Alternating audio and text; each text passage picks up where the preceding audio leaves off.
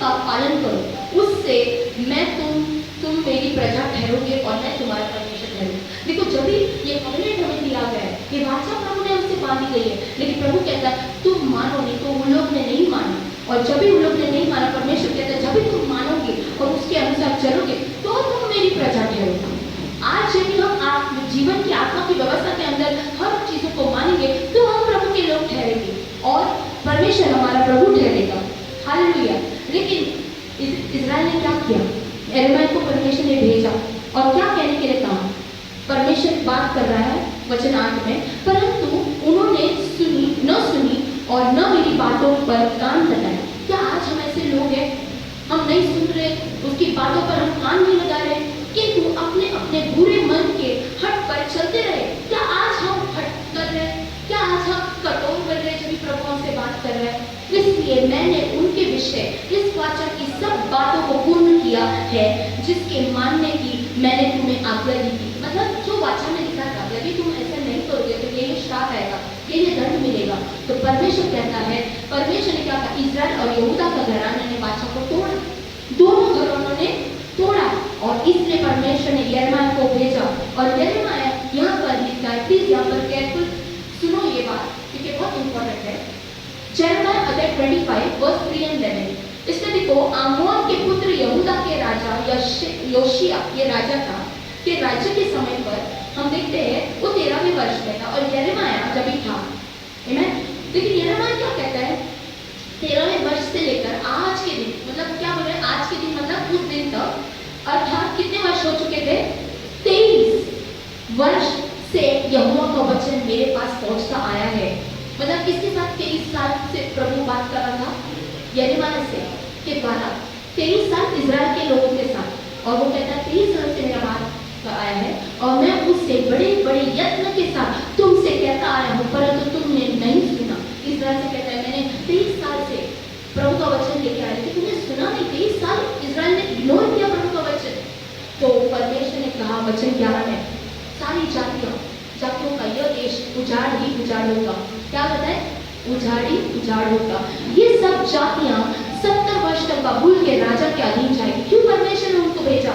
बबीलोन के राजा, क्योंकि उन लोग ने प्रभु की आज्ञा वाचाओं के अनुसार नहीं थे, उन लोग ने तोड़ा। इससे प्रभु आज हम देखते थे कितने साल हो चुके थे? कितने साल? परमेश्वर ने अपने क्रोध को उड़ेला तभी। और बबीलोन राजा है, कौन आया? कौन आया? नेबुकदनेस्सर राजा। कितने लोगों ने पढ़ा ये बात को?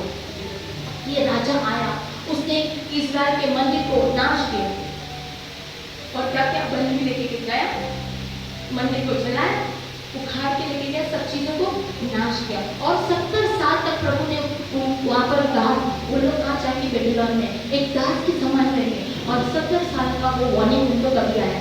कौन से साल में? 2000 नहीं 23। और अभी कौन सा साल है? अभी देखो प्रियो, 23 साल से। अभी मैं ये नहीं कह रही हूँ कि ये 23 साल है, लेकिन मैं आपको एक वार्निंग दे रही हूँ जो प्रभु ने मुझे खुलासा किया ये वचन को। सुनो प्रियो, मैं इसलिए कह रही प्रभु का वचन आते गया है, लेकिन हम सोच रहे थे, पूरा दुनिया सोच रहा था यीशु मसीह 2000 साल में। कितने लोग ने सुना 2000 ईयर्स में यीशु आएगा? सब लोग, हम लोग भी थे, हम लोग तभी यंग थे, लेकिन तभी बोलते थे 2000 में यीशु आएगा, लेकिन आया नहीं। लेकिन अभी कितने साल हो चुके? 23 ईयर्स। और परमेश्वर कह रहा है 23 ईयर्स से मैं इस दुनिया को वचन भेज रहा हूँ मेरे दासों के द्वारा, मेरे लोगों के द्वारा, लेकिन वो लोग नहीं सुन रहे, नहीं सुन रहे। लेकिन हम सुन रहे कि नहीं? लेकिन जो नहीं सुन रहे, बोलो जो नहीं सुन रहे, जो अपने आप को पश्चाताप नहीं कर रहे हैं, जो वचन की अधीनता में नहीं आ रहे, जो जीवन की व्यवस्था के आत्मा के व्यवस्था में नहीं जी रहे हैं, वो लोगों के ऊपर बेबीलोन राइज होगा, उनके ऊपर बेबीलोन राइज होगा। वहां पर कौन आया बत्ती लेके जाने के लिए? कौन आया? बोलो मुझे, बेबीलोन आया ना। और क्या क्या उनको लेके गया बन के? अभी 2023 है। सुनो प्रियो, ऑलरेडी डिले हो चुका है। प्रभु ने मुझसे ये बात कहा कि देखो 23 साल से तो यिर्मयाह को ऐसा वार्निंग आया लोगों को, लेकिन आज बाइबल में मतलब जो चर्चेस है, जो यीशु मसीह की दुल्हन है, उसकी कलीसिया है, उसके लिए वार्निंग है। आज कलीसिया में रहकर भी दुल्हन नहीं हो पाएंगे तो क्या फायदा? कलीसिया क्या है? कलीसिया उसकी देह है। किसकी देह? यीशु की। लेकिन अगर हम अपने आप को देह कह रहे हैं और उस दिन जब यीशु आएगा तभी हम गए नहीं उसके साथ, तो क्या हम उसकी देह रहेंगे?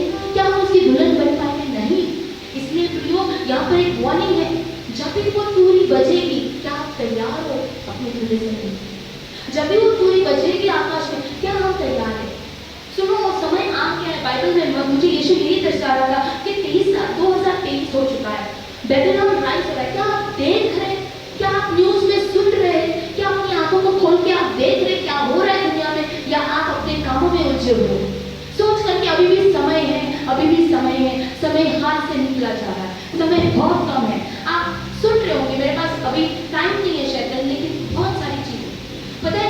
बेबीलोन राइज हो रहा है, आपको पता है। आर्टिफिशियल इंटेलिजेंस आ रहा है, पता है। सब कुछ हो रहा है, डिजिटल हो रहा है।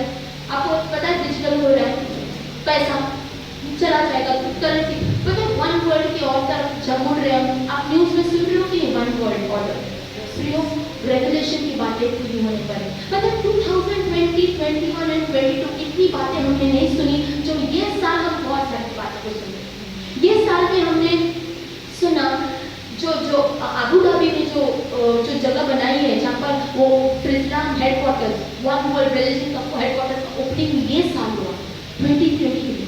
डिजिटल मनी जो पैसे का करेंसी जो कैशलेस होने वाला है सोसाइटी, वो ये साल हुआ 2023। अभी लास्ट मतलब यही साल में फर्स्ट क्वार्टर में हम लोग ने ट्रायल पे किया। ट्रायल करके ये लोग अभी इसको क्या करने वाले हैं, रोल आउट करने वाले हैं। सब लोग कह रहे हैं न्यूज में 2024 में डिजिटल होगा, यूरोप डिजिटल होगा, सब डिजिटल होगा। तो इंडिया क्या नहीं बचेगा? मतलब नहीं होगा, सब होगा। इवन सब जगह पूरे वर्ल्ड में अच्छी अच्छी कंट्रीज में सब जो बाइबल में जो रेवलेशन में लिखा वो पूरा होगा। इसलिए 2023 इज अ वार्निंग फॉर 2023। परमेश्वर ने हमारे हमसे आज बात किया है यिर्मयाह का उदाहरण देकर। आज हमको ये लाइटली नहीं लेना चाहिए, हमारी तैयारी करनी है, क्योंकि उस दिन जब एक पूरी फूकी जाएगी उस समय लोग जाएंगे, उसके बाद सेकेंड चांस नहीं है जाने के लिए रैप्चर में। वो एक लास्ट चांस है हम सबके लिए, एक दुल्हन बनकर यीशु के साथ जाने के लिए। तो क्या हम तैयार कर सकते हैं अपने आप को? या आज भी हम रो रहे, अरे मुझसे ये पाप हो रहे, रोज हम क्षमा मांग रहे? नहीं, आप कहो मुझे प्रभु ने विजयता की ओर बुलाया है, मैं विजय पाऊंगा मेरे पापों के ऊपर, मैं ऐसा नहीं जीऊंगा। आज पास ने कहा हम दम है तो क्षमा करके दिखाओ। कितने लोगों के पास दम है कि हम पाप नहीं करेंगे, तो हम उस पाप में नहीं गिरेंगे, पाप में नहीं फंसेंगे। और रोज हम पढ़ रहे, लेकिन एक दिन हम उठेंगे। प्रभु कहते हैं मेरा धर्मी व्यक्ति 7 बार कहेगा लेकिन वो उठेगा। क्या आज हम उठने के लिए तैयार रहेंगे? क्या हम इसमें पड़े रहेंगे? क्या हम चाहते कि कोई आके मुझे वापस एनकरेज करे, मुझे प्रार्थना करे वापस कि नहीं प्रिय परमेश्वर ने आपको सामर्थ से भर दिया। बाइबल कहते हैं आपको एफिशियंस में 1 में कि प्रभु ने आपको आत्मिक और संसारिक ब्लेसिंग से ब्लेस किया, ऑलरेडी किया। इसलिए आपके अंदर कुछ कमी नहीं छोड़ा है, प्रभु ने सब कुछ प्रोवाइड किया। आपको सिर्फ रिसीव करके आगे बढ़ना है। प्रियो, आप प्लीज ये वार्निंग को सीरियसली लेना। बेबीलोन राइज हो रहा है। प्रभु हमसे बात कर, देखो 70 ईयर्स उनको बोले, पता है ना 7 ईयर्स का ट्रिब्यूलेशन है। कितने साल का? रैप्चर के बाद कितने साल का क्लेश है? 7 साल का। प्रभु हमको उसमें से बचाना चाहता है, लेकिन वार्निंग दिया है। वो क्लेश आ रहा है, वो जेकब ट्रबल आ रहा है, वो जिसके लिए तैयार किया वो लोग जाएंगे, लेकिन उसने अपने कलीसिया को, अपने लोगों को वो क्रोध के लिए नहीं ठहराया, उसे उद्धार के लिए ठहराया। आपको मुझे उद्धार के लिए ठहराया, इसलिए हमको राइज अप होना चाहिए। क्या आप रेडी है राइज होने के लिए? क्या आप रेडी है? तो फिर सुनो, हम एक आखिरी वचन पढ़ेंगे, रोमियो का अध्याय वचन 30 और समय को पहचान कर ऐसा ही करो, इसलिए कि अब तुम्हारे लिए नींद से जाग उठने की घड़ी आ पहुंची है। क्योंकि जिस समय हमने विश्वास किया था उस समय के विचार से अब हमारा उद्धार निकट है। सुनो प्रियो, आपने 10 साल पहले, 20 साल पहले, 5 साल पहले विश्वास किया होगा प्रभु को, आप नया जन्म पाएंगे, लेकिन उस समय से लेकर आज तक मैं कहना चाहती हूँ आपको अभी हमारा उद्धार और निकट है। वो समय को अगर आप कंपेयर करो तो अभी हमारा उद्धार बहुत नजदीक है। मैं प्रभु में आई 85, 90 ऐसे, तो उस समय से अगर मैं अभी तक की हूँ तो तभी हम लोग कभी उद्धार करेंगे, लेकिन आज हमारे आंखों के सामने सब चीजें हो रही है। राइट बिफोर आवर आईज सब कुछ हमारे सामने होकर भी हम अंधे जैसे नहीं बिहेव कर सकते। सब कुछ सुनने के बाद भी हम बहरे जैसे नहीं बिहेव कर सकते। हालेलुया। प्रियो, अगर हमने ऐसा किया कौन नुकसान पाएगा? कौन नुकसान पाएगा प्रियो? हम नुकसान में आ जाएंगे। बाद में हम नहीं रो सकते, लेकिन आज रोना है तो आज रो। आमेन। पर परमेश्वर का वचन, today is your day of salvation. आप कल के लिए ना रखें। हालेलुया। आखिरी वचन कुलुस्सी अध्याय 3 वचन 3 और 4, क्योंकि तुम तो मर गए और तुम्हारा जीवन मसीह के साथ परमेश्वर में छिपा हुआ है। कम ऑन चर्च, मैं आपके मुंह से ये डिक्लेरेशन को सुनना चाहती हूँ, आप रिपीट करो, क्योंकि मैं मर गया हूँ और मेरा जीवन मसीह के साथ परमेश्वर में छिपा हुआ है। वापस एक बात कहो, मैं मर चुका हूँ और मेरा जीवन मसीह के साथ परमेश्वर में छिपा है। जब मसीह जो हमारा जीवन है, यदि आप कहते मेरे अंदर है, जब भी वो प्रकट होगा तब तुम भी उसके साथ महिमा सहित प्रकट हो जाओगे। हालेलुया। यदि आप ऐसे कहते हो तो उस दिन आप भी प्रकट हो जाओगे। हालेलुया। उस दिन जब यीशु बादलों पर आएगा, आप भी वहां पर रहते होंगे और आप भी यीशु जैसे रहोगे। इसलिए हमको किसके जैसे दिखना, अभी हम प्रार्थना करते हैं मुझे यीशु जैसे बना, है ना, मेरा जीवन प्रसन्न हो। अभी हमको किसके जैसा बनना है? एक पास्टर के जैसा, एक बड़ा प्रीचर है उसके जैसा, किसके जैसा? एक बड़ा वर्शिपर है उसके जैसा। हम किसी को अपना रोल मॉडल नहीं रख सकते क्योंकि वो मनुष्य है, वो कभी भी गिर सकता है। लेकिन हमारा यीशु कभी गिरा नहीं, कभी फेल नहीं हुआ, वो हमें कभी फेल होने देगा नहीं। इसलिए अगर हम उसको देखें,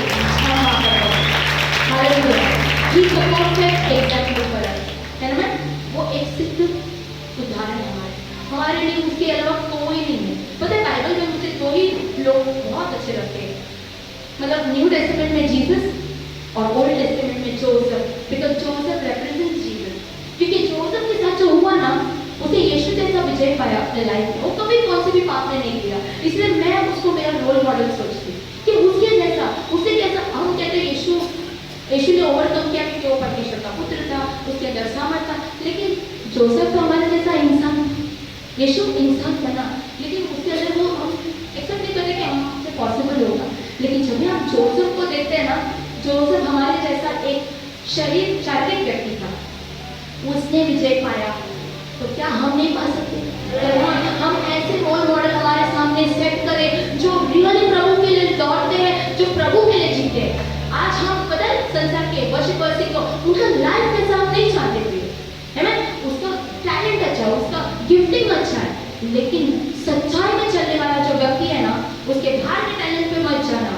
किसके टैलेंट पे जाना?